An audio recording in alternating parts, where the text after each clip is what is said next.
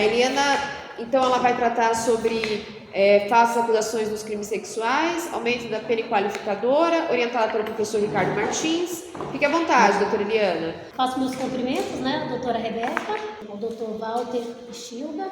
O meu trabalho defende aumento de pena ou qualificadora nos crimes de falsas acusações nos crimes sexuais, por conta do contexto, da gravidade, que é os crimes sexuais, né, o crime de estupro de vulnerável. Meu trabalho, eu fiz uma análise em processos judiciais, baseei para entender a motivação do que leva as pessoas a fazerem essas falsas acusações, baseei em estudos, mas analisei alguns processos de denunciação caluniosa, falsa comunicação de crimes e calúnia, né? No capítulo 5, eu trouxe uma entrevista dos especialistas, de 2 especialistas de tribunal do Rio de Janeiro. No capítulo 6.1, eu trouxe o inquérito viciado vezes condenação precipitada, que é o caso recente que saiu no STJ, defendido pelo Instituto do Projeto Inocente, né? Que defendeu um homem que já estava 12 anos preso, inocente, de crimes de estupro, e o tribunal analisou o caso dele e decidiu que realmente ele era inocente, mas já tinha se passado 12 anos da sua condenação. No 6.1 eu trouxe um apontamento do caso do Neymar e da Nájila Trindade. Se não houvesse aquele vídeo, onde estava Neymar agora, talvez a sua carreira, a sua vida. Quando a gente vê, isso não tem limite, é rico, é pobre. Essas falsas acusações são de motivos, muitas vezes, vingança, patrimônio, desejo de afastar convívio familiar. Também eu trouxe um apontamento no capítulo 7.1 da escola base, que foi um caso antigo, mas que a indenização ainda se encontra no STJ, com 1 milhão e 300 mil que eles buscam a indenização, mas as vítimas das falsas acusações já morreram, né? Então, os parentes vão receber, mas, ou seja, as verdadeiras vítimas foram os professores, os donos da escola que tiveram a escola destruída. No capítulo 7.2, eu faço um apontamento do motorista da Uber, um caso recente, de uma jovem que acusou esse rapaz de ter abusado dela sexualmente. Ela saiu de uma balada, pegou o Uber, no outro dia ela espalhou e saiu no jornal que ele havia abusado dela, que ele tinha colocado uma faca no seu pescoço e tal. Esse caso ele entrou contra ela depois, ele ganhou uma indenização de 10 mil reais, o tribunal manteve a decisão da primeira instância, condenando ela a pagar 10 mil reais de indenização para ele, porque a acusação era falsa. No 7.3 eu trouxe um acadêmico de direito que, inconformado com o término do relacionamento, ele também fez uma falsa acusação contra o marido da ex-esposa dele, dizendo que ela tinha abusado, que o rapaz estava abusando, maltratando. Também o tribunal manteve na segunda instância a condenação dele. Esse me chamou a atenção porque o tribunal determinou que começasse em regime fechado.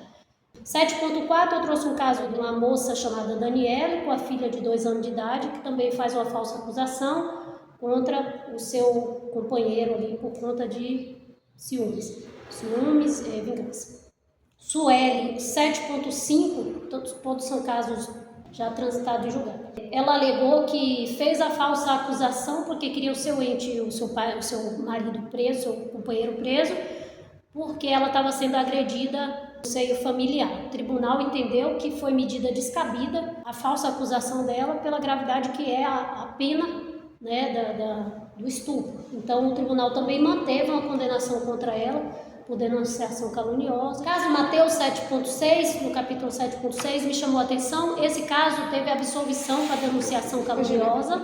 Essa jovem namorava esse rapaz Mateus, de 18 anos, tiveram relações sexuais, todos eram ali da igreja, e a mãe e o pai agrediram a adolescente, quando souberam. Na delegacia, por 3 vezes foi mudado o depoimento.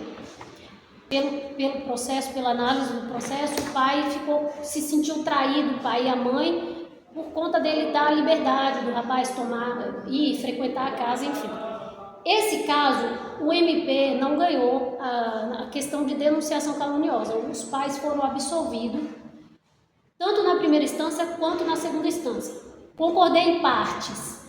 A gente sabe que tem um indúbio pro réu, nessa questão eu entendo o tribunal, por questão dele dizer, não ficou bem claro nos depoimentos no judiciário, mas na delegacia o pai mudou 3 vezes a versão. Então, doutor, o caso Mateus me chamou a atenção por a fundamentação do juiz da primeira instância. Ele disse que por ter uma reprovação maior, por eles serem cristãos, eu entendo assim, que o jovem também era da mesma religião deles. Então, se você pegar que a falsa acusação de um inocente também deve ter uma reprovação maior, afinal de contas a fé deles, que é o cristianismo, inocente para a cruz. Então, assim, a gente está falando de penas altas. Mesmo que teve absolvição em segunda instância, me chamou a atenção a fundamentação do juiz, eu também trouxe no 7.6. O capítulo 8 trouxe 4 processos que estão em primeira instância, não foram para a segunda ainda, mas eu trouxe para trazer um pouco de argumento do que realmente foi as motivações de cada um desses processos. Até mesmo para fazer o sentido de toda aquela pesquisa lá do capítulo 5 que os especialistas falam. Então, você pegando todos esses processos que eu citei, mais os 4 do capítulo 8, da primeira instância, todos são por vingança, por ciúmes, por não aceitar término de relacionamento, por querer afastar o convívio familiar. Tá? No capítulo 9 tem um projeto de lei de um deputado que me chamou a atenção porque ele defende o aumento de pena ou a qualificadora para crimes de falsas acusações. Então eu também faço esse apontamento porque eu entendo que é justo por se tratar de um crime hediondo. Então você não pode fazer uma falsa acusação hedionda e receber um crime, uma pena tão branda como se fosse dizer, eu furtou esse lápis. Você dizer que eu furtei esse lápis e você dizer que eu estuprei alguém, se for uma calúnia na rua, vão te linchar. Ou vão te levar para um tribunal do crime, que a gente sabe que existe, e depois, quando você for buscar saber, não dá mais para voltar no tempo. Se for na justiça uma falsa comunicação de crime ou uma denunciação caluniosa, quando pessoas começam a brincar de fazer falsas acusações de estupro, de um crime tão grave, tão sério, para defender os seus interesses, pessoas amantes de si mesmo, se a gente permite isso traz uma confusão tão grande para o judiciário que a gente não está tratando de algo individual, apenas do indivíduo, que já é irreparável uma pessoa ter uma falsa acusação nessa espécie de crime.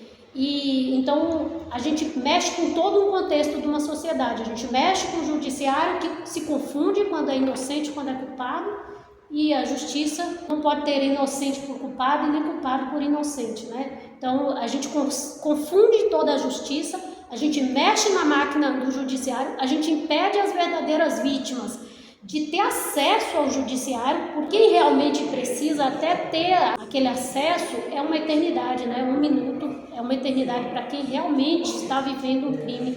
Por isso que eu trouxe processos todos atualizados do Tribunal de Justiça, não do estupro, porque eu não tenho acesso, mas em denunciação caluniosa, todos são, e todos aí, tirando o caso Mateus e o caso do seu Arley, que teve a absolvição, todos os outros, essas pessoas foram condenadas por falsa acusação. O caso Arley, que está próximo do caso Mateus, que os dois teve a absolvição, o caso do Arley, desse padrasto, esse sim, não havia por que ter nenhuma indenização contra ele, porque aquilo não era uma falsa acusação, era algo que estava ali com risco de ser mesmo, né? Então, assim, eu tenho esse cuidado também de olhar que os crimes sexuais hoje é questão de saúde pública, e isso até mesmo tem muitos homens que também tem dois homens aí que são eles quem fazem falsa acusação contra os outros homens, não é só a mulher. Uhum. Então a justiça, ela tem que ter esse cuidado com a mulher. Então essa questão da mulher e da criança é um argumento muito sensível. Então ficou fácil para uma pessoa acusar porque ela sabe que a justiça nesse ponto tem que agir rápido. Por isso que a minha defesa não é defender que não seja apurado nem nada, mas que quem for realmente identificado, como todos esses processos estão aí, que cometeu a denunciação caluniosa com essa intenção, sabendo ser inocente, que é o tema e as fundamentações dos tribunais e todos, é sabendo ser inocente. Não é tipo o seu Tanaka que beijou e a mulher teve a última lembrança que foi ele. Não, agora é diferente da mulher da Uber. Ela disse que o cara botou a faca no pescoço para abusar dela. Você entende que uma coisa é ela lembrar que ela entrou no Uber bêbado. Agora, de que lembrança que ela tem uma faca no pescoço para o cara abusar dela? Então, é desproporcional, de falsa acusação. Esse é o meu trabalho, foi baseado nisso. Estou satisfeita, foi bem minuciosa aqui nos casos, né, que você procurou.